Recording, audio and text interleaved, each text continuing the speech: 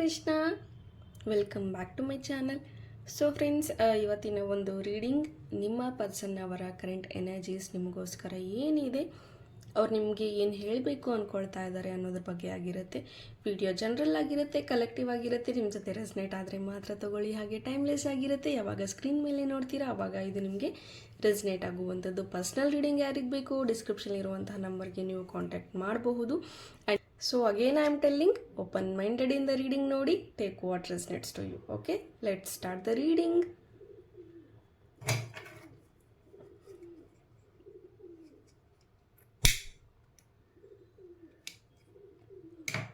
Okay, so ಈ ಫ್ಲೇಮ್ನೇ 3 ಬಾರಿ ನೋಡ್ತಾ, ಈ ಫ್ಲೇಮ್ನ ನೋಡ್ತಾ ನಿಮ್ಮ ಪರ್ಸನ್ ಅವರ ಹೆಸರನ್ನು 3 ಬಾರಿ ತಗೊಳ್ಳಿ. ಸೊ ದಟ್ ಈ ಒಂದು ಎನರ್ಜೀಸ್ಗೆ ನೀವು ಕನೆಕ್ಟ್ ಆಗ್ತೀರ. ಓಕೆ, ಸೊ ಪಾಸಿಟಿವ್ ಆಗಿ ಯೋಚನೆ ಮಾಡಿ. ಏನೇ ಆದರೂ ಪಾಸಿಟಿವ್ ಆಗಿ ತಗೊಳ್ಳಿ. ಓಪನ್ ಮೈಂಡೆಡಿಂದ ಎಲ್ಲವನ್ನು ರಿಸೀವ್ ಮಾಡ್ಕೊಳ್ಳಿ. ಓಪನ್ ಹಾರ್ಟಿಂದ ಎಲ್ಲವನ್ನು ರಿಸೀವ್ ಮಾಡ್ಕೊಳ್ಳಿ. ಸೊ ದಟ್ ಎಲ್ಲವೂ ಒಳ್ಳೆಯದಾಗತ್ತೆ. ಹೇ ಪರಂಪಿತ ಪರಮಾತ್ಮ, ಹೇ ಯೂನಿವರ್ಸ್, ಹೇ Krishna, please help me to guide, please help me to guide, please help me to guide.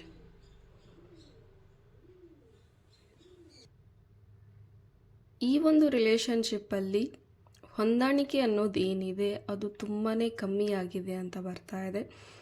ತುಂಬ ಮಿಸ್ಅಂಡರ್ಸ್ಟ್ಯಾಂಡಿಂಗ್ಸ್ ಜಾಸ್ತಿ ಆಗ್ತಾ ಇದೆ.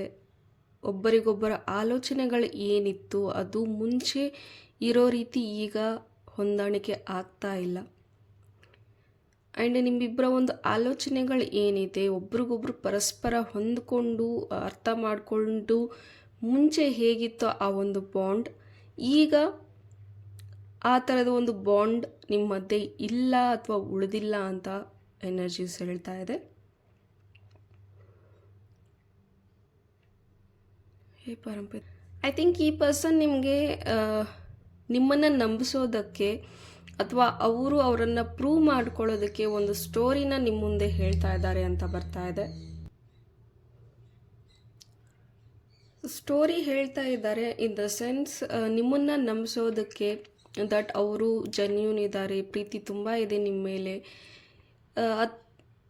ಈ ಥರದ ಒಂದು ಕಟ್ಟುಕತೆಗಳನ್ನ ಅವ್ರು ನಿಮಗೆ ಹೇಳ್ತಾ ಇದ್ದಾರೆ ಅಂತ ಹೇಳಬಹುದು. ಮೈಟ್ ಬಿ ಇವರು ಏನೋ ತಪ್ಪು ಮಾಡಿ ನಿಮ್ಮ ಹತ್ರಕ್ಕೆ ಸಿಕ್ಕಾಕೊಂಡಿದ್ದಾರೆ ಅಂತ ಹೇಳಬಹುದು. ಅದನ್ನು ಮುಚ್ಚಿಡೋದಕ್ಕೋಸ್ಕರ ಅವರು ಏನೋ ಒಂದು ಕತೆ ಕೊಡ್ತಾ ಇದ್ದಾರೆ. ಎಸ್ಕೇಪ್ ಆಗೋದಕ್ಕೆ ಒಂದೇನೋ ರೀಸನ್ಸ್ನ ನಿಮಗೆ ಹೇಳ್ತಾ ಇದ್ದಾರೆ ಅಂತ ಹೇಳಬಹುದು. ಆ್ಯಂಡ್ ಅದನ್ನು ನೀವು ಬ್ಲೈಂಡಾಗಿ ನಂಬ್ತಾ ಇದ್ದೀರಾ. ಸೊ ನಿಮ್ಮ ಪರ್ಸನ್ ಅವರು ಏನೇ ಹೇಳಿದ್ರೂ ಒಂದು ಕ್ರಾಸ್ ಚೆಕ್ ಅನ್ನೋದನ್ನು ಮಾಡ್ಕೊಳ್ಳಿ. ವೈ ಬಿಕಾಸ್ ಇಲ್ಲಿ ಅಷ್ಟು ಸ್ಯಾಟಿಸ್ಫೈಡ್ ಆಗಿರುವಂತಹ ಆನ್ಸರ್ಸ್ನ ನಿಮ್ಮ ಪರ್ಸನ್ ನಿಮಗೆ ಹೇಳ್ತಾ ಇಲ್ಲ.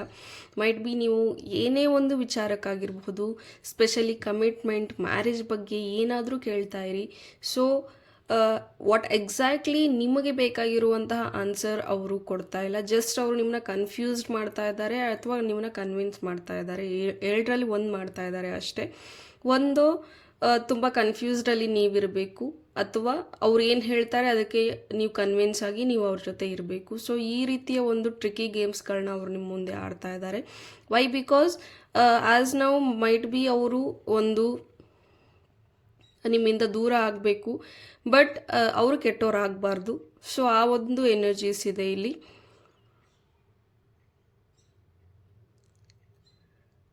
ಆ್ಯಂಡ್ ಈ ಪರ್ಸನ್ಗೆ ನಿಮ್ಮ ಮೇಲೆ ಇರುವಂಥದ್ದು ಒಂದು ಅಫೆಕ್ಷನ್ ಅಷ್ಟೇ, ಒಂದು ಅಟ್ರಾಕ್ಷನ್ ಅಷ್ಟೇ, ಒಂದು ಜೆನ್ಯೂನ್ ಪ್ರೀತಿ ಇಲ್ಲ. ಅಥವಾ ನೀವು ತೋರಿಸಿರುವಂತಹ ಪ್ರೀತಿ, ನೀವು ಕೊಟ್ಟಂತಹ ಪ್ರೀತಿ ಇವ್ರಿಗೆ ಈಗ ಮುಂಚೆ ಎಲ್ಲ ಇಷ್ಟ ಆಗ್ತಾ ಇತ್ತು, ಬಟ್ ಈಗ ಇವ್ರಿಗೆ ತುಂಬ ಇರಿಟೇಟ್ ಆಗ್ತಾ ಇದೆ, ಕಷ್ಟ ಆಗ್ತಾ ಇದೆ. ಸೊ ಆ ರೀತಿ ಎನರ್ಜೀಸಲ್ಲಿ ಇವರಿದ್ದಾರೆ. ಸೊ ಬೇಕು ಅಂತ ಒಂದು ರೀಸನ್ ಕೊಟ್ಟು ನೀವಾಗಲೇ ಅವ್ರನ್ನ ಬಿಟ್ಟು ಹೋಗಬೇಕು ಅನ್ನೋ ಈ ಯೋಚನೆಯಲ್ಲಿ ಅವ್ರು ನಿಮ್ಮ ಜೊತೆ ತೀರಾ ಕೆಟ್ಟದಾಗಿ ನಡ್ಕೊಳ್ಳುವಂಥದ್ದು, ತೀರಾ ರೂಢಾಗಿ ನಡ್ಕೊಳ್ಳುವಂಥದ್ದು, ಈ ರೀತಿ ಎನರ್ಜೀಸ್ ಇದೆ ಅಂತ ಹೇಳಬಹುದು. Yes, there is a third party energies. So third ಪಾರ್ಟಿಯಿಂದಾಗಿಯೇ ಥರ್ಡ್ ಪಾರ್ಟಿಗೋಸ್ಕರ ನಿಮ್ಮನ್ನು ಬಿಟ್ಕೊಡೋದಕ್ಕೂ ರೆಡಿ ಇದ್ದಾರೆ ಅಂತ ಹೇಳಬಹುದು. ವಿ ಲೆಟರ್ ಪ್ರೆಸೆನ್ಸ್ ಇದ್ದೀರಾ ನನಗೆ. ಓಕೆ, ಎಲ್ ಲೆಟರ್ ಪ್ರೆಸೆನ್ಸ್ ಇದ್ದೀರಾ, ಟಿ ಲೆಟರ್ ಪ್ರೆಸೆನ್ಸ್ ಇದ್ದೀರಾ.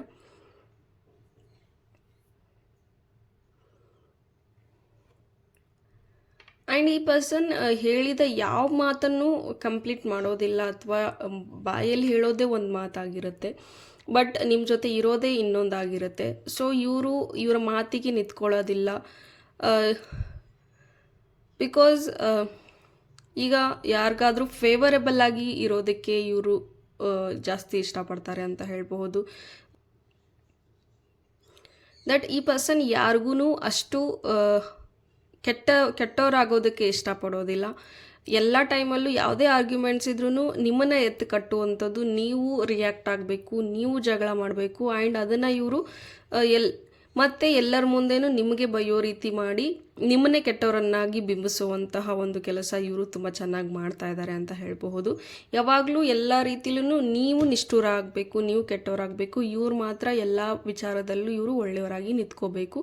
ಸೊ ಆ ರೀತಿಯ ಒಂದು ವ್ಯಕ್ತಿತ್ವ ಈ ಒಂದು ವ್ಯಕ್ತಿದು ಅಂತ ಹೇಳಬಹುದು. ತುಂಬ ಸ್ಪ್ಲಿಟ್ ಪರ್ಸ್ನಾಲಿಟಿ ಅಂತ ಹೇಳ್ಬೋದು. ಸಮ್ಟೈಮ್ಸ್ ಈ ಪರ್ಸನ್ ನಿಮಗೆ ತುಂಬ ಪ್ರೀತಿ ತೋರಿಸ್ತಾರೆ, ಸಮ್ಟೈಮ್ಸ್ ನೀವು ಗೊತ್ತೇ ಇಲ್ಲ ಅನ್ನೋ ರೀತಿ ಆಡ್ತಾರೆ, ಸಮ್ಟೈಮ್ಸ್ ನಿಮ್ಮನ್ನು ಬ್ಲಾಕ್ ಮಾಡ್ತಾರೆ, ಸಮ್ಟೈಮ್ಸ್ ನಿಮ್ಮ ಜೊತೆ ಫೋನಲ್ಲಿ ಮಾತಾಡ್ತಾರೆ. ಕೈಂಡ್ ಆಫ್ ಇವ್ರಿಗೆ ಒಂದು ರೀತಿ ನೀವು ಬೇಕಾದಾಗ ಬೇಕು, ಬೇಡವಾದಾಗ ಬೇಡ, ಈ ರೀತಿಯ ಒಂದು ಎನರ್ಜೀಸಲ್ಲಿ, ಈ ರೀತಿಯ ಒಂದು ಆಲೋಚನೆಯಲ್ಲಿ ಇವ್ರು ನಿಮ್ಮನ್ನ ಟ್ರೀಟ್ ಮಾಡುವಂಥದ್ದು. ಕೈಂಡ್ ಆಫ್ ನೀವು ಅವಶ್ಯಕತೆಗೆ ಅಷ್ಟೇ ನೀವಿರೋದು, ಅಗತ್ಯಕ್ಕೆ ಬೇಕಾದಾಗ ಮಾತ್ರ ಅವ್ರು ನಿಮ್ಮ ಜೊತೆ ಕಾಂಟ್ಯಾಕ್ಟ್ ಇರೋದು, ಅವ್ರ ಕೆಲಸ ಆಯಿತು ಅಂದರೆ ಅವ್ರು ಹೋಗುವಂಥದ್ದು. ಸೊ ಈ ರೀತಿಯ ಒಂದಷ್ಟು ಸಂದರ್ಭಗಳು, ಈ ರೀತಿಯ ಒಂದಷ್ಟು ವಿಚಾರಗಳು ಅಥವಾ ಸನ್ನಿವೇಶಗಳು ನಡೆದಿದೆ ಅಂತ ಹೇಳಬಹುದು. ಈ ವಿಚಾರಕ್ಕೆ ಇವ್ರು ನಿಮ್ಮನ್ನ ತುಂಬ ಈ ಒಂದು ವಿಚಾರಕ್ಕೆ ಇವ್ರು ನಡ್ಕೊಳ್ತಿರುವಂತಹ ರೀತಿಗೆ ನಿಮಗೆ ತುಂಬ ನೋವಾಗಿರುವಂಥದ್ದು, ತುಂಬ ದುಃಖ ಆಗಿರುವಂಥದ್ದು ಸಹ ಕಾಣಿಸ್ತಾ ಇದೆ. ಆ್ಯಂಡ್ ತುಂಬ ಸತಾಯಿಸ್ತಾ ಇದ್ದಾರೆ ಅಂತ ಬರ್ತಾ ಇದೆ. ನೀವು ಏನೇ ಹೇಳಿದ್ರೂ ಒಪ್ಕೊಳ್ಳದೆ ತುಂಬ ಸತಾಯಿಸುವಂಥ ಎನರ್ಜೀಸ್ ಇದೆ, ತುಂಬಾ ಪ್ರೆಷರ್ ಮಾಡುವಂಥದ್ದು, ಅಥವಾ ತುಂಬ ಇಗ್ನೋರ್. ಹೌದಾ, ಲೈಕ್ ಕೈಂಡ್ ಆಫ್ ಪ್ರೀತಿ ಇದೆ, ಬಟ್ ಅದೇ ರೀತಿ ಇವ್ರಿಗೆ ಪ್ರೀತಿ ಇಲ್ಲನೋ ಅಂತ ಅನಿಸುತ್ತೆ. Because this person is really sure ಇಲ್ಲ ವಾಟ್ ಈ ಪರ್ಸನ್ಗೆ ಏನು ಬೇಕು ಅನ್ನೋ ಒಂದು ಕ್ಲಾರಿಟಿನೇ ಸಿಗ್ತಾ ಇಲ್ಲ ಈ ಪರ್ಸನ್ಗೆ. ವೆದರ್ ಈ ಪರ್ಸನ್ ನಿಮ್ಮನ್ನ ಇಷ್ಟಪಡ್ತಾ ಇದ್ದಾರೆ ಅಥವಾ ನಿಮ್ಮನ್ನ ದ್ವೇಷ ಮಾಡ್ತಾ ಇದ್ದಾರೆ, ಅಥವಾ ಇನ್ಫ್ಯಾಕ್ಚುಯೇಷನ್, ಅಟ್ರಾಕ್ಷನ್ನ ಏನಾಗ್ತಾ ಇದೆ ಲೈಫಲ್ಲಿ. This person is not really have a clarity about it.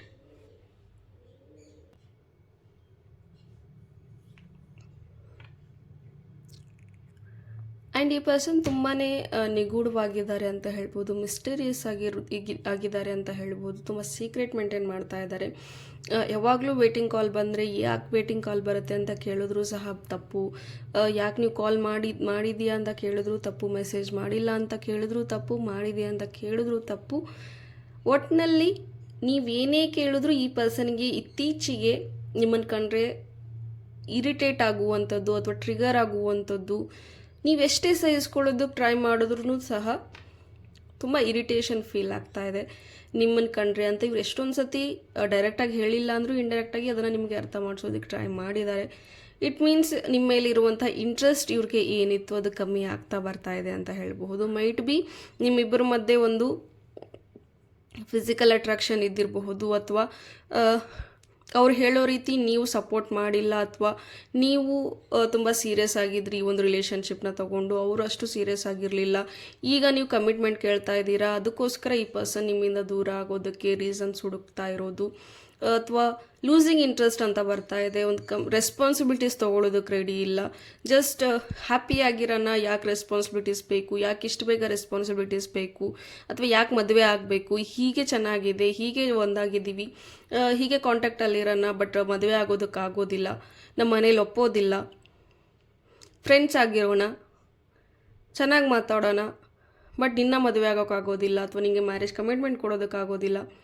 So ಈ ರೀತಿಯ ಒಂದಷ್ಟು ಕನ್ವರ್ಸೇಷನ್ಸ್ ನಿಮ್ಮ ಮಧ್ಯೆ ಆಗ್ತಾ ಇದೆ. ಸೊ ಆ ಒಂದು ಕಾರಣಕ್ಕೋಸ್ಕರ ಇಲ್ಲಿ ಜಗಳಗಳು ನಡೀತಾ ಇದೆ ಅಂತ ಹೇಳಬಹುದು.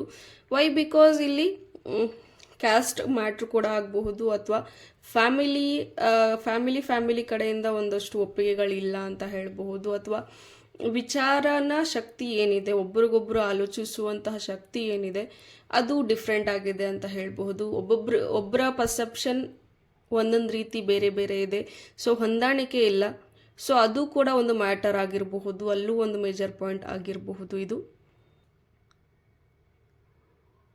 ಆ್ಯಂಡ್ ಎಸ್, ನಿಮ್ಮ ಜೊತೆ ಕಳೆದಂಥ ಕ್ಷಣಗಳನ್ನ, ನಿಮ್ಮ ಜೊತೆ ಇದ್ದಂತಹ ಒಂದಷ್ಟು ಸಿಹಿ ಕ್ಷಣಗಳನ್ನ ಇವ್ರು ನೆನೆಸ್ಕೊಳ್ತಾರೆ, ಖುಷಿ ಪಡ್ತಾರೆ. ಬಟ್ ರೆಸ್ಪಾನ್ಸಿಬಿಲಿಟೀಸ್ ತೊಗೊಳೋದಕ್ಕೆ ರೆಡಿ ಇಲ್ಲ, ಜವಾಬ್ದಾರಿಗಳನ್ನ ತೊಗೊಳೋದಕ್ಕೆ ರೆಡಿ ಇಲ್ಲ, ಕಮಿಟ್ಮೆಂಟ್ ಕೊಡೋದಕ್ಕೆ ಮಾತ್ರ ಈ ಪರ್ಸನ್ ರೆಡಿ ಇಲ್ಲ. ಅವ್ರು ಹೇಳ್ತಾರೆ ನಿಮಗೆ, ಎಸ್ ನಾನು ನಿನ್ನನ್ನು ಅಷ್ಟೇ ಪ್ರೀತಿ ಮಾಡ್ತೀನಿ, ಅಷ್ಟೇ ಇಷ್ಟಪಡ್ತೀನಿ, but I can't marry you. So ಈ ರೀತಿಯ ಒಂದಷ್ಟು ಕನ್ವರ್ಸೇಷನ್ಸ್ ಅಥವಾ ಈ ರೀತಿಯ ಮಾತುಗಳು ನಿಮಗೆ ನಿಮ್ಮ ಪರ್ಸನ್ ಹೇಳುವಂಥದ್ದು ಅಥವಾ ಆಲ್ರೆಡಿ ಹೇಳಿರೋದು.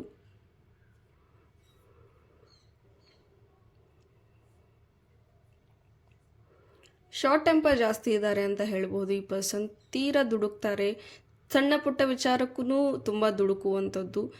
ಒಂದೊಂದು ಸತಿ ತುಂಬಾ ಪ್ರೀತಿ ಅನ್ನೋದನ್ನು ಕೊಡ್ತಾರೆ ನಿಮಗೆ, ಒಂದೊಂದು ಸತಿ ನೀವು ಏನು ಅಂದ್ರೇ ಗೊತ್ತಿಲ್ಲ, ನೀವು ಯಾರು ಅಂತಲೇ ಗೊತ್ತಿಲ್ಲ, ಆ ರೀತಿಯ ಒಂದು ಬಿಹೇವಿಯರ್ ನಿಮ್ಮ ಜೊತೆ ಇರುತ್ತೆ ಅಂತ ಹೇಳ್ಬೋದು.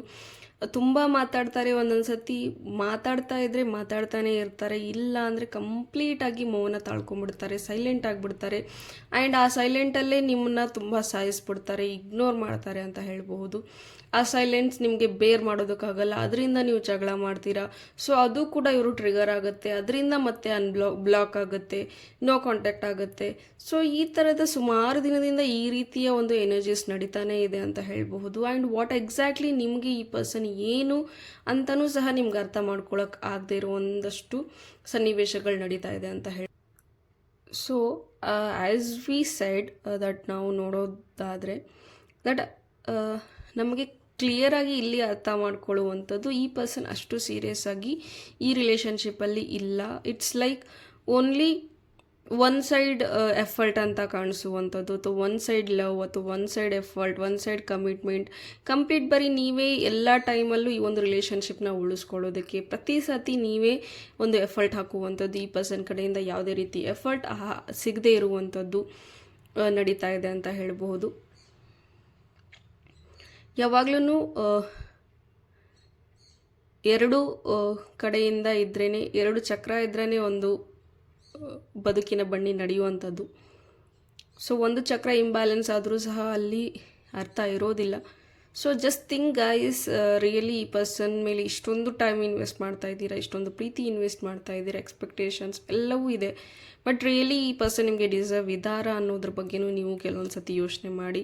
ಬಿಕಾಸ್ ಸೆಲ್ಫ್ ರೆಸ್ಪೆಕ್ಟ್, ಸ್ವಾಭಿಮಾನದಕ್ಕಿಂತ ಹೆಚ್ಚಾಗಿ ಯಾವುದೂ ಪ್ರೀತಿನೂ ಅಲ್ಲ.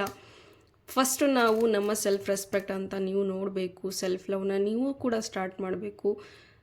ಐ ಥಿಂಕ್ ಇಲ್ಲಿ ನೀವು ತುಂಬ ಚೇಸ್ ಮಾಡ್ತಾ ಇದ್ದೀರಾ ಈ ಪರ್ಸನ್ನ. ಮುಂಚೆ ನೀವು ಕಮಿಟ್ಮೆಂಟ್ ಕೊಡೋದಕ್ಕೂ ಮುಂಚೆ ಅಥವಾ ನಿಮ್ಮನ್ನ ಪ್ರೀತಿಲಿ ಬೀಳ್ಸೋದಕ್ಕೂ ಮುಂಚೆ ತುಂಬಾ ಇವರು ಚೇಸ್ ಮಾಡ್ತಿದ್ದದ್ದು, ಅಥವಾ ತುಂಬಾ ಫ್ರೆಂಡಾಗಿ ಮಾತಾಡಿರುವಂಥದ್ದು, ತುಂಬಾ ಪ್ರೀತಿ ಕೊಟ್ಟಿರುವಂಥದ್ದು, ನಂಬಿಕೆ ಭರವಸೆ ಎಲ್ಲ ಮೂಡಿಸಿರುವಂಥದ್ದು. ಸ್ಟಾರ್ಟಿಂಗ್ ನೀವು ಎಷ್ಟೇ ಬೇಡ, ಇದು ಸೆಟ್ಟಾಗಲ್ಲ, ನಮ್ಮಿಬ್ಬರು ಪ್ರೀತಿ ಸೆಟ್ಟಾಗಲ್ಲ, ಒಪ್ಕೊಳ್ಳೋಕೆ ನಾನು ರೆಡಿ ಇಲ್ಲ ಅಂತ ನೀವು ಹೇಳಿದರೂ ಸಹ, ಇಲ್ಲ ಇದನ್ನು ಉಳಿಸ್ಕೊಂಡು ಹೋಗ್ತೀನಿ, ನನ್ನ ನಂಬು ಅಂತ ನಿಮ್ಮ ಹಿಂದೆ ಬಿದ್ದಿದ್ದು ಇವರೇ. ನಿಮಗೆ ತುಂಬಾ ಪ್ರೀತಿ ಕೊಟ್ಟು ನಿಮ್ಮ ಜೊತೆ ಕಮಿಟ್ಮೆಂಟ್ ಸಿಗೋ ರೀತಿ ಮಾಡಿದ್ದು ಇವರೇ. ಆ್ಯಂಡ್ ಈಗ ನೀವು ಬೇಡ ಅಂತ ಹೇಳಿ ಹೋಗ್ತಾ ಇರೋದು ಇವರೇ. ಸೊ ಅದು ನಿಮಗೆ ಎಲ್ಲೋ ಒಂದು ಕಡೆ ಬೇಸರ ಆಗ್ತಾ ಇದೆ. ನನ್ನ ಪಾಡಿಗೆ ನಾನಿದ್ದೆ, ಇವರಾಗಲೇ ಬಂದರು, ಇವ್ರು ನನಗೆ ಪ್ರೀತಿ ತೋರಿಸಿದ್ರು, ಇವರೇ ನನಗೆ ಹಚ್ಕೊಂಡ್ರು, ಆ್ಯಂಡ್ ನಾನು ಎಷ್ಟೇ ಬೇಡ ಅಂದ್ರೂ ಹತ್ರ ಆದರು, ಆ್ಯಂಡ್ ಈಗ ಇವ್ರು ಮೋಸ ಮಾಡ್ಕೊಂಡು ಹೋಗ್ತಾ ಇದ್ದಾರೆ. ವೈ ಮೀ ಅಂತ ನಿಮಗೂ ಎಷ್ಟೊಂದು ಸತಿ ಅನಿಸುತ್ತೆ. ಬಟ್ ವೈ ಮೀ ಅನ್ನೋದಕ್ಕಿಂತ ಇದೆಲ್ಲ ಪಾರ್ಟ್ ಆಫ್ ಲೈಫ್, ಒಂದು ಲೆಸನ್ಸ್ ಅಂತ ನೀವು ತೊಗೊಳ್ಳಿ. ಡೆಫಿನೆಟ್ಲಿ ಎಲ್ಲವೂ ಸರಿ ಹೋಗುತ್ತೆ. ಬಿಕಾಸ್ ಯಾವುದು ಪರ್ಮನೆಂಟ್ ಇಲ್ಲ, ಯಾವುದು ಬಿಕಾಸ್ ನಾವೇ ಒಂದು ಪರ್ಮನೆಂಟ್ ಇಲ್ಲ ಇಲ್ಲಿ. ಸೊ ನೀರಿನ ಮೇಲೆ ಗುಳ್ಳೆ ಥರ ಜೀವನ. ಸೊ ಯಾವಾಗ ಏನಾಗುತ್ತೆ ಗೊತ್ತಿಲ್ಲ. ಇರೋಷ್ಟು ದಿನ ಪ್ರೆಸೆಂಟಲ್ಲಿ ಬದುಕೋದನ್ನು ಕಲಿಬೇಕಾಗತ್ತೆ. ಸೊ ಆಲ್ಮೋಸ್ಟ್ ಇಲ್ಲಿ ನಿಮಗೂ ಒಂದಷ್ಟು ನಾನು ಎನರ್ಜೀಸ್ ಪ್ರಕಾರ, ನಿಮ್ಮ ಎನರ್ಜೀಸ್ ನನಗಿಲ್ಲಿ ಕ್ಯಾಚ್ ಆಗ್ತಿದೆ. ಸೊ ಅದ್ರ ಪ್ರಕಾರ ನಾನು ಹೇಳೋದಾದರೆ, ಸೊ ಮುಂದೆ ಏನಾಗುತ್ತೆ ಅಥವಾ ಹಿಂದೆ ಏನಾಗಿತ್ತು, ಇದೆರಡರ ಮಧ್ಯೆನೇ ನೀವು ಸಿಕ್ಕಾಕೊಂಡಿದ್ದೀರಾ. ಹಿಂದೆ ಮುಂದೆ ಮಧ್ಯದಲ್ಲಿ ಈಗ ಏನಿದೆ ಇದ್ರ ಬಗ್ಗೆ ನೀವು ಪ್ರೆಸೆಂಟ್ ಬಗ್ಗೆ ಯೋಚಿಸ್ತಾ ಇಲ್ಲ, ತುಂಬಾ ಓವರ್ ಥಿಂಕ್ ಮಾಡ್ತಾ ಇದ್ದೀರಾ. ಫ್ಯೂಚರ್ ಬಗ್ಗೆ ಜಾಸ್ತಿ ತಲೆ ಕೆಡಿಸ್ಕೊಂಡಿದ್ದೀರಾ. ಈ ಪರ್ಸನ್ ಇಲ್ಲ ಅಂದರೆ ಮುಂದೆ ಹೇಗೆ, ಈ ಪರ್ಸನ್ ಲೈಫಲ್ಲಿ ಮತ್ತೆ ಬರಲಿಲ್ಲ ಅಂದರೆ ಹೇಗೆ. ಜಾಸ್ತಿ ನಮ್ಮ ಯಾವ ಒಂದು ಕನೆಕ್ಷನ್ನು ನಾವು ಫೋರ್ಸ್ ಮಾಡೋಕ್ಕಾಗೋದಿಲ್ಲ. ಸಮ್ಟೈಮ್ಸ್ ನಮ್ಮ ಕಂಟ್ರೋಲ್ ಮೀರಿ ಎಲ್ಲ ನಡೀತಾ ಇದೆ ಅಂದರೆ ಅದು ಯೂನಿವರ್ಸ್ ಇಚ್ಛೆ, ದೇವ್ರ ಇಚ್ಛೆ ಅಂತ ನಾವು ಬಿಟ್ಬಿಡ್ಬೇಕಾಗತ್ತೆ. ಜಸ್ಟ್ ಲೆಟ್ಕೋ ಮಾಡಿ ಫ್ರೀ ಆಗಿಬಿಟ್ಬಿಡಿ ಅವ್ರನ್ನ. ಜಾಸ್ತಿ ಕಂಟ್ರೋಲ್ ಮಾಡೋದಕ್ಕೆ ಹೋಗಬೇಡಿ. ನಿಮ್ಮ ಪ್ರೀತಿ ಅವ್ರಿಗೆ ನಿಜವಾಗ್ಲೂ ಬೇಕು ಅಂತ ಇದ್ದರೆ, ಅಥವಾ ಎಸ್ ಈ ಪರ್ಸನ್ ನಾನಿಲ್ಲ ಅಂದರೂ ಬದುಕ್ತಾರೆ ಅಂತ ಅವ್ರಿಗೊಂದು ಕಾನ್ಫಿಡೆಂಟ್ ಬಂದಾಗ ಅವ್ರಿಗೆ ಅನ್ನಿಸ್ಬೇಕು ದಟ್ ನಿಮ್ಮನ್ನು ಕಳ್ಕೊಂಡ್ರೂ ಸಹ ಅವ್ರಿಗೆ ಲಾಸ್ ಆಗಿದೆ, ನನಗೆ ಲಾಸ್ ಆಗಿಲ್ಲ ಅನ್ನೋದನ್ನು ನೀವು ಅವ್ರಿಗೆ ಅರ್ಥ ಮಾಡಿಸ್ಬೇಕು. ಸೊ ನೀವು ಚೇಸ್ ಮಾಡೋದಕ್ಕೆ ಹೋಗಬೇಡಿ. ಜಸ್ಟ್ ನೀವು ನಿಮ್ಮ ಒಂದು ಕಂಪ್ನಿನ ಎಂಜಾಯ್ ಮಾಡಿಕೊಂಡು ನೀವು ನಿಮ್ಮ ಲೈಫಲ್ಲಿ ಬ್ಯುಸಿ ಆಗೋದಕ್ಕೆ ಶುರು ಮಾಡಿ ನೋಡಿ. ಆವಾಗ things will get started positive ಆಗಿ. ಸೊ ಯಾರು ಬೇಡ ಅಂದಿದ್ರು ಅವರೇ ವಾಪಸ್ ಬಂದು ನಿಮ್ಮ ಹತ್ರಕ್ಕೆ ಬಂದು ಕಮಿಟ್ಮೆಂಟ್ ಬೇಕು, ಕಮಿಟ್ಮೆಂಟ್ ಕೊಡು, ನಾನು ಕೊಡ್ತೀನಿ ನಿಮಗೆ ಅಂತ ಅವರು ಬಂದು ನಿಮ್ಮ ಪ್ರೀತಿಗೋಸ್ಕರ ಬೆಗ್ ಮಾಡಬೇಕೆ ಬಿಟ್ಟರೆ, ನೀವು ಹೋಗಿ ನಾನು ಪ್ರೀತಿ ಮಾಡ್ತೀನಿ, ನನ್ನ ಜೊತೆಗಿರು ಅಂತ ಎಮೋಷ್ನಲ್ಲಾಗಿ ಯೋಚನೆ ಮಾಡಿಬಿಡಿ. ಸ್ವಲ್ಪ ಪ್ರಾಕ್ಟಿಕಲ್ಲಾಗೂ ಸಹ ಯೋಚನೆ ಮಾಡಿ. ಎಲ್ಲ ಟೈಮಲ್ಲೂ ಎಮೋಷನ್ಸ್ ಎಸ್ ಐ ರೆಸ್ಪೆಕ್ಟ್, ನಿಮ್ಮ ಎಮೋಷನ್ಸ್ಗೆ ನಾನು ರೆಸ್ಪೆಕ್ಟ್ ಮಾಡ್ತೀನಿ, ಇಲ್ಲ ಅಂತಲ್ಲ. ಬಟ್ ಎಲ್ಲ ಟೈಮಲ್ಲೂ ತುಂಬ ಎಮೋಷ್ನಲ್ ಆಗಿಬಿಟ್ರೆ ನಾವು ವೀಕ್ ಅಂತ ಜನಗಳು ಅಂದ್ಕೊಳ್ತಾರೆ. ಆ್ಯಂಡ್ ಅದರ ಮೇಲೆ ನಮ್ಮ ಎಮೋಷನ್ಸ್ನ, ನಮ್ಮ ವೀಕ್ನೆಸ್ನ ಹೊಡ್ಕೊಂಡು ಸವಾರಿ ಮಾಡೋದಕ್ಕೆ ಶುರು ಮಾಡ್ತಾರೆ. ಸೊ ಅದಕ್ಕೆ ನೀವು ಅಲೋ ಮಾಡೋದಕ್ಕೆ ಹೋಗಬೇಡಿ. ಈಗ ನೀವು ಏನು ಆಗಿದ್ದೀರಾ ಅದನ್ನು ನೀವು ಅಲೋ ಮಾಡಿದ್ದೀರಾ ಆ ಪರ್ಸನ್ಗೆ. ಎಸ್ ನೀನೇನೇ ಮಾಡಿದ್ರು ನಾನು ಸಹಿಸ್ಕೊಳ್ತೀನಿ. ಸೊ ನೀವು ಅದನ್ನು ಅಲೋ ಮಾಡ್ತಾ ಇದ್ದೀರಾ. You are ready to accept the pain. So ಅದಕ್ಕೋಸ್ಕರ ನಿಮಗೆ ಪೇನ್ ಸಿಗ್ತಾ ಇದೆ. ಆ್ಯಂಡ್ ಒನ್ಸ್ ನೀವು ಡಿಸೈಡ್ ಆಗಿ no I am not ready to receive, ನಾನು ಇದ್ರ ಬಗ್ಗೆ ನಾನು ಇದನ್ನು ತೊಗೊಳೋದಕ್ಕೆ ರೆಡಿ ಇಲ್ಲ, ನಾನ್ಯಾಕೆ ನೋವುಗಳನ್ನ ತೊಗೊಳ್ಳಿ, ನಾನ್ಯಾಕೆ ಅನುಭವಿಸ್ಲಿ, ಐ ಡಿಸರ್ವ್ ಬೆಟರ್, ನಾನು ಖುಷಿನ ಡಿಸರ್ವ್ ಮಾಡ್ತೀನಿ, ನಾನು ಇನ್ನೂ ಹ್ಯಾಪಿನೆಸ್ನ ಡಿಸರ್ವ್ ಮಾಡ್ತೀನಿ, ಇನ್ನೂ ಪ್ಯೂರ್ ಸೋಲ್ನ ಡಿಸರ್ವ್ ಮಾಡ್ತೀನಿ ಅಂತ ನೀವು ನಿಂತ್ಕೊಳ್ಳಿ. ಡೆಫಿನೆಟ್ಲಿ ಈ ಪರ್ಸನ್ ಏನಿದ್ದಾರೆ ಇವರೇ ಒಂದು ಪ್ಯೂರ್ ಸೋಲ್ ಆಗಿ, ಪ್ಯೂರ್ ಹಾರ್ಟ್ ಆಗಿ ಕನ್ವರ್ಟ್ ಆಗಿ ನಿಮ್ಮ ಹತ್ರಕ್ಕೆ ಬರ್ತಾರೆ, ಒಂದು ಹೊಸ ಮನುಷ್ಯನಾಗಿ ನಿಮ್ಮ ಹತ್ರಕ್ಕೆ ಬರ್ತಾರೆ. ಬಿಟ್ಟರೆ ನೀವು ಯಾವಾಗ ಈ ಒಂದು ಹಳೆ ಪ್ಯಾಟರ್ನ್, ಪಾಸ್ಟಲ್ಲಿ ಆಗಿರುವಂಥ ಘಟನೆಗಳನ್ನ ನೆನೆಸ್ಕೊಂಡು ಫ್ಯೂಚರ್ ಏನಾಗುತ್ತೆ ಅಂತ ಯೋಚನೆ ಮಾಡ್ತಾ ಕೂತ್ರೆ, ಪಾಸ್ಟಲ್ಲಿ ಏನಾಗಿತ್ತೋ ಪ್ರೆಸೆಂಟಲ್ಲೂ ಅದೇ ಆಗುತ್ತೆ, ಪ್ರೆಸೆಂಟಲ್ಲಿ ಏನಾಗಿತ್ತೋ ಫ್ಯೂಚರಲ್ಲೂ ಸಹ ಅದೇ ಆಗುತ್ತೆ. ಸೊ ಈ ಪ್ಯಾಟರ್ನ, ಈ ಥಿಂಕಿಂಗ್ ಪ್ಯಾಟರ್ನ ಇಲ್ಲಿಗೆ ಬ್ರೇಕ್ ಮಾಡಿ, just accept the thing, let go the negative energies and ರಿಯಾಲಿಟಿಯಲ್ಲಿ ಬದುಕಿ. ಖಂಡಿತ ನಿಮ್ಮ ಫ್ಯೂಚರ್ ನೀವೇ ಒಂದು ಬಿಲ್ಡ್ ಮಾಡ್ಕೋಬಹುದು. ಜಸ್ಟ್ ಕೂಲಾಗಿರಿ, ಕಾಮಾಗಿರಿ. ಆ್ಯಂಡ್ ಪ್ಲೀಸ್ ಗೈಸ್, ಚೇಸ್ ಮಾಡೋದಕ್ಕೆ ಹೋಗಬೇಡಿ. ನಿಮ್ಮ ಸೆಲ್ಫ್ ರೆಸ್ಪೆಕ್ಟ್ನ ಬಿಟ್ಟು ಚೇಸ್ ಮಾಡೋದಕ್ಕೆ ಹೋಗಬೇಡಿ. Okay, so love yourself, respect yourself. ನಿಮಗೋಸ್ಕರ ನೀವು ಬದುಕಿ ಅಂದಾಗಲೇ ಎಲ್ಲವೂ ಸರಿ ಹೋಗೋದಕ್ಕೆ ಶುರು ಮಾಡುತ್ತೆ. ವೈ? ಬಿಕಾಸ್ ಯೂನಿವರ್ಸ್ ಯಾವಾಗ್ಲೂ ನಾವು ಚೆನ್ನಾಗಿದ್ರೆ ನಮಗೇನು ಬೇಕೋ, ನಮಗೆ ಖುಷಿ ಪಡುವಂಥ ವಿಚಾರಗಳನ್ನೇ ಅವರು ನಮಗೆ ಕೊಡ್ತಾರೆ. ಬಿಟ್ಟರೆ ನಮಗೆ ನೋವು ಆಗ್ತಾಯಿದೆ ಆ ಒಂದು ವ್ಯಕ್ತಿಯಿಂದ ಅಂದರೆ ಹೇಗಾದರೂ ಆಗಲಿ ಆ ಒಂದು ವ್ಯಕ್ತಿನ ದೂರ ಮಾಡೇ ಮಾಡ್ತಾರೆ. ಸೊ ಆದಷ್ಟು ನೀವು ಖುಷಿಯಾಗಿರಿ. ನಿಮಗಿನ್ನೂ ಖುಷಿಯಾಗಿರುವಂಥ ಸಂದರ್ಭಗಳನ್ನು ಯೂನಿವರ್ಸ್ ಕೊಡ್ತಾರೆ ಅಂತ ಹೇಳ್ತಾ, ಹೋಪ್ ಈ ರೀಡಿಂಗ್ ನಿಮಗೆ ಇಷ್ಟ ಆಗಿದೆ ಅಂತ ಭಾವಿಸ್ತೀನಿ. ಇಷ್ಟ ಆಗಿದ್ದರೆ ಕಮೆಂಟಲ್ಲಿ ತಿಳಿಸಿ. Thank you. God bless you all.